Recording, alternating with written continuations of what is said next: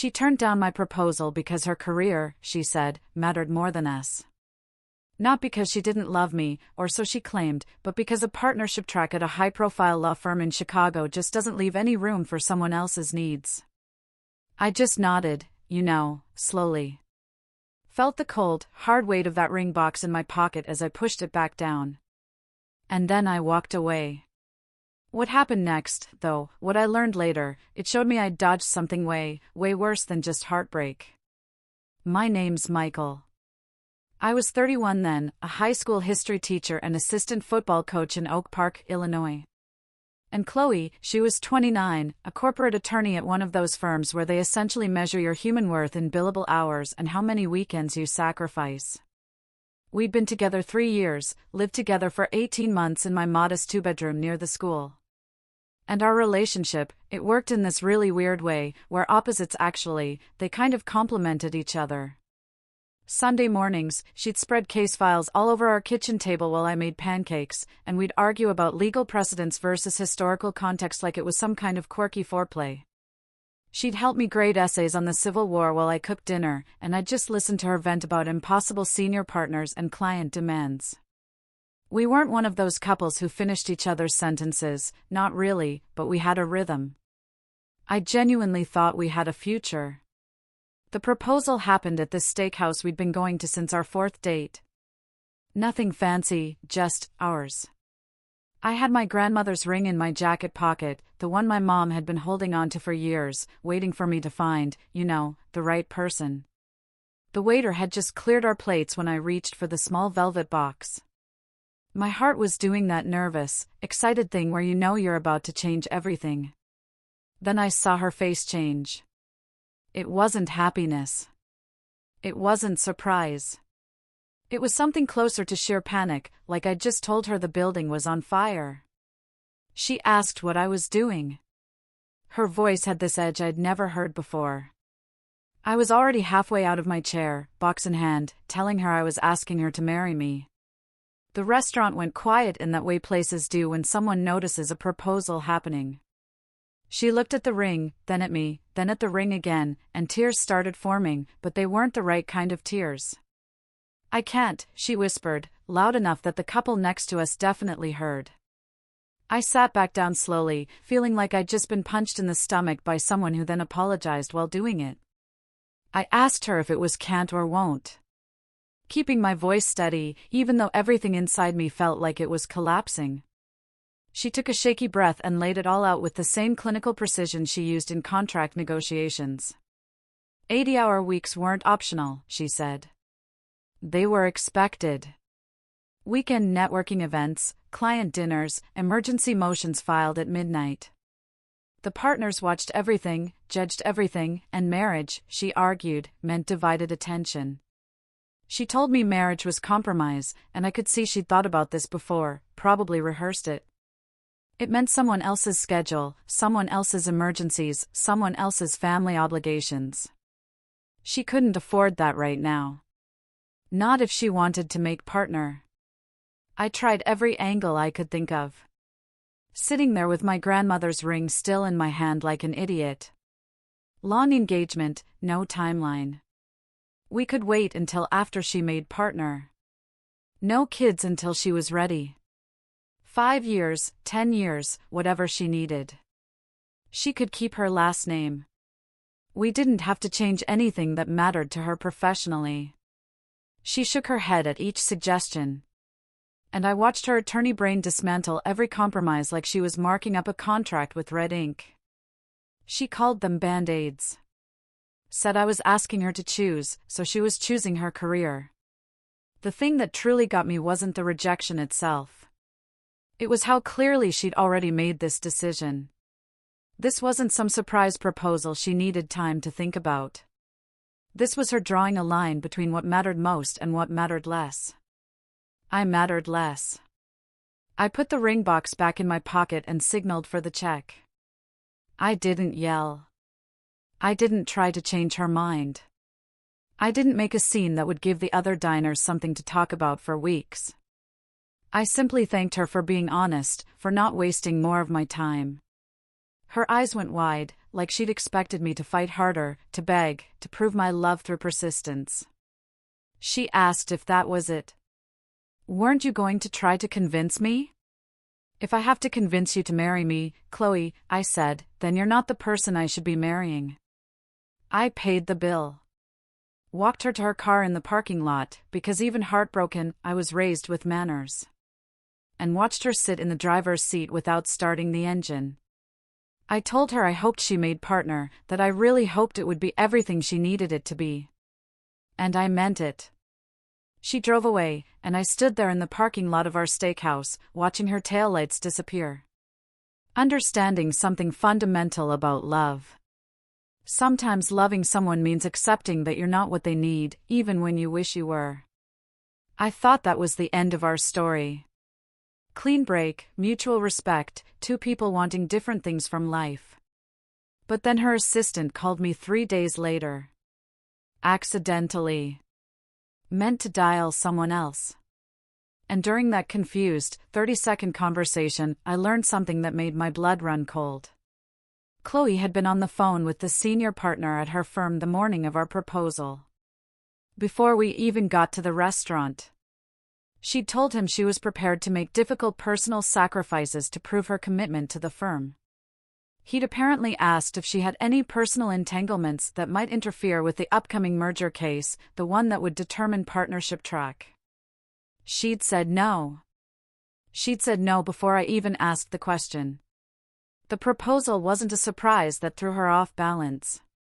It was an inconvenient confirmation of something she'd already decided to eliminate. I wasn't a person she loved but couldn't prioritize. I was an obstacle she'd already planned to remove. That realization changed everything about how I understood our ending. Chloe threw herself into work like someone running from a crime scene. Within a week of our breakup, she'd taken on that massive merger case her firm had been planning, the one that would make or break her partnership chances. Our mutual friends started feeding me updates without me asking, the kind of concerned observations people share when they're watching someone self-destruct in slow motion. She was first in the office every morning, last to leave every night. Sometimes sleeping on the couch in the conference room instead of going home. Coffee from the vending machine. Takeout sushi at her desk. Her entire life compressed into billable hours and client meetings. One friend told me she'd handled 3 high-profile cases simultaneously, flew to New York City twice a week, and looked like she hadn't slept properly in months. She was proving her dedication to people who measured human worth in spreadsheets. Meanwhile, I was falling apart in a completely different way. I couldn't stay in our apartment. Not with her coffee mug still in the cabinet, her books on the shelf, and the ghost of her rehearsing legal arguments in the shower every morning. She'd packed her things while I was at school one day. Left her key on the kitchen counter with a note that just said, "Thanks for understanding." The emptiness hit harder than I expected. Not because I wanted her back, but because the space we built together suddenly felt like a museum of something dead. I handled it the way I handle most things, by pouring myself into work until there wasn't room left for feelings. I started staying late at school, running extra study sessions for kids who were struggling, volunteering for every committee and event that needed supervision. I coached morning practices and afternoon practices, helped organize the winter formal, and somehow ended up advising the debate team, even though that wasn't technically my job. The school became my refuge. The students became my purpose. And somewhere in all that activity, I forgot to be miserable. One of my players mentioned it in the locker room after practice, not knowing I could hear him. He told his teammate that coach seemed different lately, more intense, but in a good way, like he actually saw them as people instead of just athletes running plays. That comment stuck with me because it was true. Losing Chloe had stripped away some protective layer I didn't know I'd built. Made me more present for everyone else because I had nothing left to save for myself. But I couldn't stay in our apartment, not long term. Not with her absence screaming from every corner. I spent 3 weekends repainting the walls in colors she would have hated. Warm earth tones instead of her preferred minimalist gray. I replaced the furniture we'd picked out together with stuff from estate sales and secondhand stores. Things that had history, but not our history. I hung photos of my family, my team, trips I'd taken before we met, turning the space into something that belonged only to me. Our mutual friends drifted away naturally, not because of drama, but because staying neutral often meant choosing distance. I didn't fight it, didn't try to maintain connections that required explaining or choosing sides. Sometimes healing means letting go of everything connected to the wound, even the good parts. About 9 months after the breakup, I heard through the grapevine that Chloe made junior partner, youngest in her firm's history, exactly like she'd planned. Someone told me she celebrated alone in her downtown Chicago high-rise apartment with expensive wine and takeout from that place she loved. No one to share it with because everyone who mattered was still at the office. She'd achieved her goal, and the hollowness of that victory wasn't lost on anyone watching. Her dating life became this pattern people noticed but nobody mentioned directly. She went out with another attorney from a rival firm, someone equally successful and driven, and their relationship apparently operated like a business merger. Scheduled dinners when calendars aligned, conversations about case strategy instead of emotions, intimacy planned around court deadlines. It lasted 4 months before dying of neglect. Then a surgeon who worked the same brutal hours she did. And according to mutual friends, they managed maybe 3 actual dates in 6 months because someone always had an emergency. Their relationship was a series of rain checks and apologetic text messages. I heard through the network that she'd started noticing something at firm events. Partners who brought their spouses and kids weren't the ones struggling. They were thriving. They left at reasonable hours for soccer games and recitals, came back refreshed, closed deals with clear heads. The ones working 100-hour weeks looked exhausted and made sloppy mistakes. Having something worth going home to didn't destroy ambition, it focused it. That realization seemed to shake something in her carefully constructed belief system. I met Sarah at a school literacy program almost 2 years after everything fell apart. She was a children's librarian, volunteering her time to help struggling readers, and I was there supervising students who needed community service hours. She had this way of talking to kids that made them feel capable instead of broken, turning reading challenges into adventures instead of failures. I watched her spend 40 minutes with a 3rd grader who couldn't get through a picture book, celebrating every successful word like it was a miracle, and something in my chest unclenched for the first time in months. We started talking during breaks, casual conversation that turned into coffee that turned into actual dates where we did normal things like mini golf and farmers markets and used bookstores. She came to my football games without being asked and learned all my players' names within 3 weeks. She had dinner with my family and fit into the chaos like she'd always been there, helping my mom in the kitchen and debating book recommendations with my dad. My mom pulled me aside after that second dinner and said Sarah wasn't trying to impress anyone or change anything. She just found her place naturally, like puzzle pieces that actually fit. Sarah was everything Chloe wasn't. Not better or worse, but different in ways that mattered deeply to me. She built things while Chloe conquered them. She supported without competing. She saw partnership as collaboration instead of compromise. Loving her felt easy in a way I didn't know relationships could be. 10 months after we started dating, I proposed at a scenic overlook in Lake Geneva, Wisconsin. The opposite of that steakhouse disaster in every possible way. No fancy restaurant, no pressure, no audience, just us in the lake and a ring I'd picked out myself instead of inheriting. Yes, she said before I even finished the question, laughing and crying at the same time.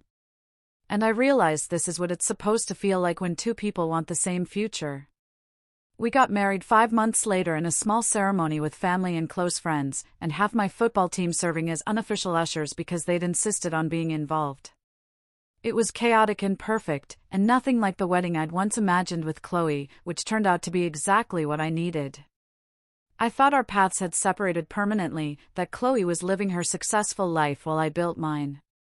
2 parallel tracks that would never intersect again. Then something happened that cracked her world open and brought us face to face in the most uncomfortable way possible. The wedding announcement reached Chloe through her paralegal, who was scrolling through the local news website during lunch break. She found one of those community interest pieces about local educators tying the knot and showed it to Chloe casually, not knowing the history, just making conversation about people getting married young. The photo showed me and Sarah on the courthouse steps right after we'd filed for our marriage license.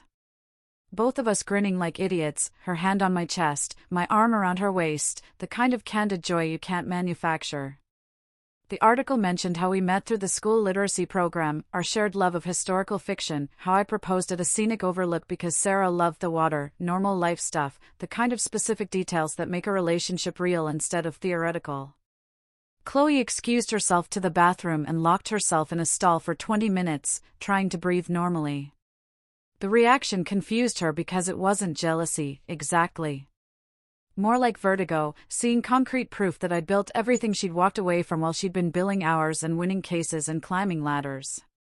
The happiness in that photo showed her the exact shape of what she'd traded away, and the exchange suddenly looked catastrophically unequal.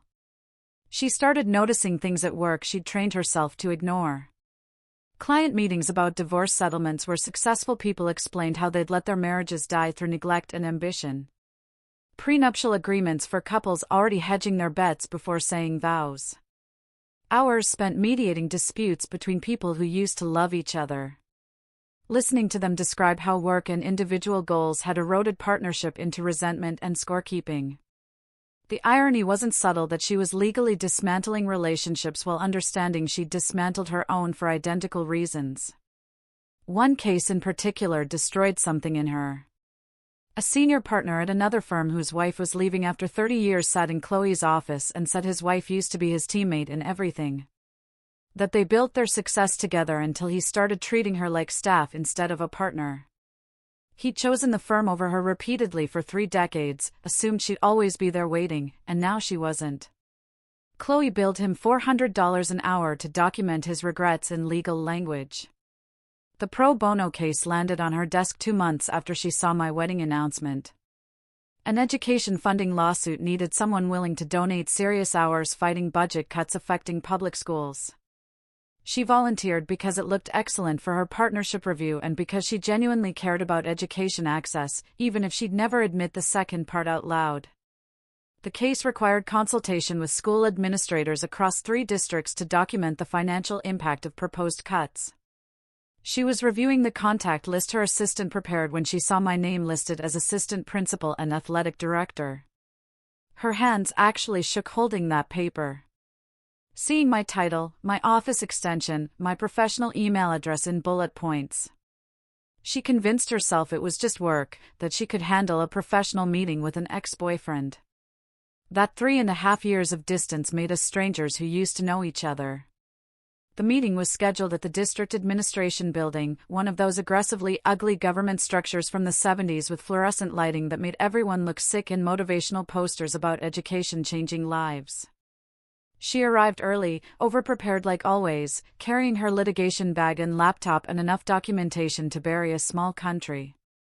The receptionist directed her to Conference Room B, where I was already set up with budget reports and student impact assessments spread across the table. I looked different, not physically, but energetically, more settled into myself, comfortable in a way I'd never been when we were together. I was reviewing recommendation letters I'd written for college-bound students when Sarah walked in carrying 2 coffees, visibly pregnant, wearing a dress that showed she was maybe 6 months along. She called me honey and asked if I was ready for lunch, and I lit up in a way that made Chloe's chest physically ache. I stood immediately, took the coffee, guided Sarah to a chair with my hand on the small of her back, that unconscious protective gesture people make when they love someone. The care in that simple movement said everything about who we'd become to each other. I introduced them professionally, keeping it neutral. Michael and Chloe used to date. Chloe is handling the pro bono education case.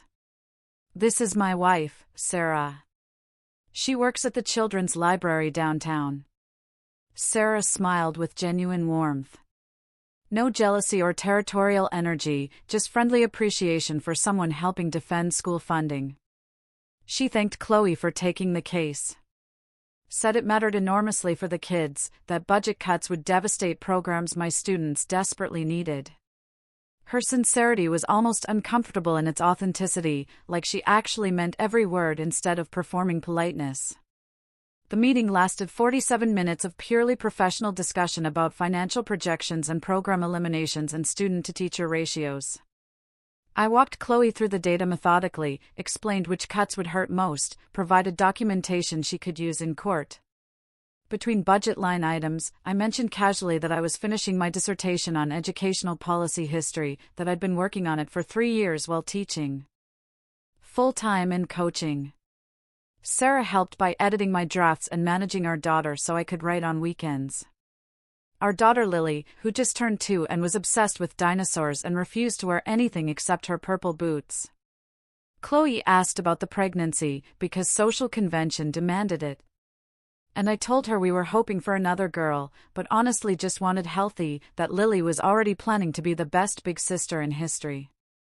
I don't know how I got this lucky, I said, showing her a photo on my phone of Lily covered in finger paint at daycare. Pure, chaotic toddler joy frozen in pixels. That comment landed like a physical blow. Not because I meant it cruelly, but because the happiness was so completely genuine. I'd found everything Chloe had convinced herself didn't exist.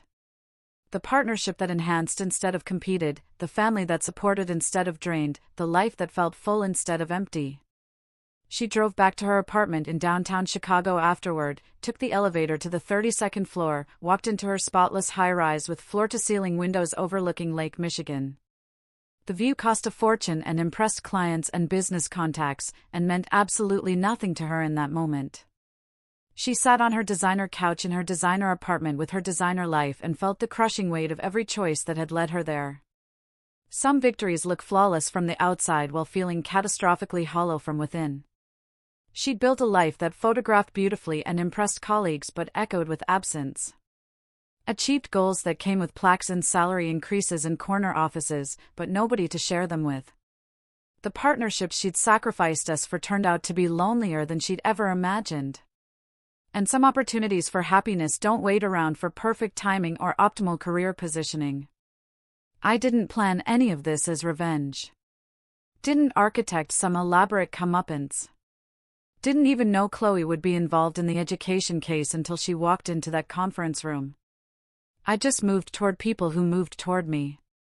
Built a life with someone who wanted to build it with me. Chose partnership with someone who actually chose me back. Sometimes the best response to rejection isn't winning some imaginary competition or proving your worth to someone who couldn't see it. It's just living well with people who genuinely value what you offer. Chloe got her career and learned too late what it actually cost. I got my life and discovered what I'd been saved from. That's not karma or justice or revenge. That's just what happens when people make fundamentally different choices about what matters most and then have to live inside those choices for the rest of their lives. Looking back, when someone tells you so clearly what their priorities are, is it ever truly worth trying to convince them otherwise?